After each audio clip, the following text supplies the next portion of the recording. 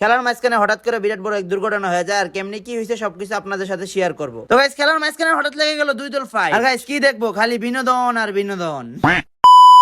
আসসালামু আলাইকুম গাইস, কি অবস্থা সবার, কেমন আছেন? আশা করি সবাই ভালো আছেন। তো আলহামদুলিল্লাহ আমি অনেকটা ভালো আছি। তো welcome to my new blog. আর গাইস প্রথম সিনে দেখতে পাচ্ছেন পেয়ারা নিয়ে কারাগারি। এখানে আসছিলাম ফাহিমের বাসায়, ফাহিমের বাসাতে আসার পর পেয়ারা নিয়ে আসছে ফাহিমে। তো এখানে পেয়ারা নিয়ে কারাগারি লেগে গেছি দুজনে। আর এই জায়গায় সবচেয়ে বড় পেয়ারাটা নিয়ে যায় আমার কাকা। তো কাকার সাথে কথা বলতে বলতে আমরা যেতেছি গাড়ির উদ্দেশ্যে। আর তারপর দেখি যে ফাহিমে আরেকজনের বাসাতে উঠে গেছে। তো এখানে দেখতেছি যে মাইঙ্গার নাতি এখানে পেয়ারা বাড়তেছে। তারপর আমিও একটু শেয়ার হয়ে এলাম, দেখলাম যে পুরো বাড়ি ফাঁকা। তো এখন আমি গাছ উঠবো বলে দেখি যে না, নিচেই পেয়ারা আছে। তখন আমি পেয়ারা বাড়তে যাই, দেখি যে রানা কাকা অলরেডি পেয়ারা খাওয়া শুরু করছে। তারপর দেখলাম এখানে একটা পেয়ারা, তারপর দেখি যে রানা কাকা নিয়ে নিয়েছে। তারপর দেখি যে আশেপাশে অনেক পেয়ারা আছে, এনে বাড়ির কেউই খায় না এইসব পেয়ারা। তারপর আমরা পেয়ারা নিয়ে এলাম সবাই যার যার মতো। তো গাইস পেয়ারা বাড়া শেষ করে আমরা এখন মাঠের উদ্দেশ্যে রওনা দিলাম, কিন্তু আমাদের এলাকায় কোনো গাড়ি নাই। তারপর আপনাদেরকে আমাদের এলাকাটা দেখা যাচ্ছে। আর আমরা এলাকায় কিন্তু আগের থেকে বলতেছি আপনাদেরকে যে আমাদের এলাকা খুব সুন্দর। তারপর দেখতেছি দুই মাইঙ্কার নাতি গাড়ি নিয়ে আসছে। তারপর গাড়ি আসাতে আমরা চালো চালো উঠে পড়ছি গাড়িতে। তো এখানে দেখতে পাচ্ছেন আমরা অনেক লোক। তারপর আমি মনে করেন চিপাতে উঠে পড়ছি। তারপর দেখতে পাচ্ছেন এখানে আমরা 5-6 জন আছি। তো এখানে আমরা সবাই রেগুলার খেলা দেখতে যাই, আর টুর্নামেন্ট যেদিনকে খেলা থাকে আর কি ওই দিনকে আমরা দেখতে যাই খেলা।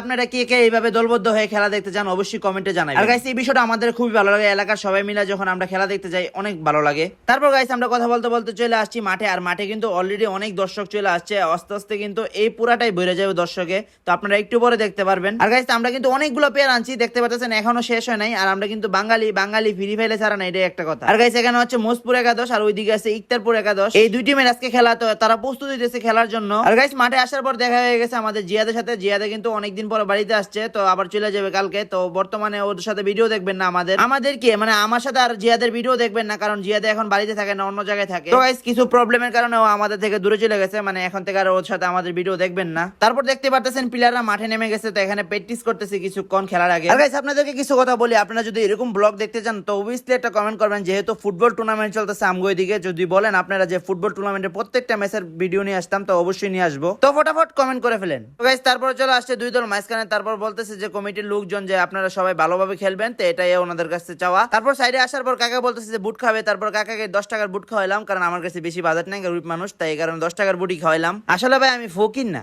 আমি হচ্ছে গরিব, এটাই বাস্তব। তারপর দেখতেছে পারতেছেন খেলা শুরু হয়ে গেছে। তো এখানে আমি খেলা উপভোগ করবো, আপনাদেরকেও দেখাবো। চলেন খেলাতে চলে যাই।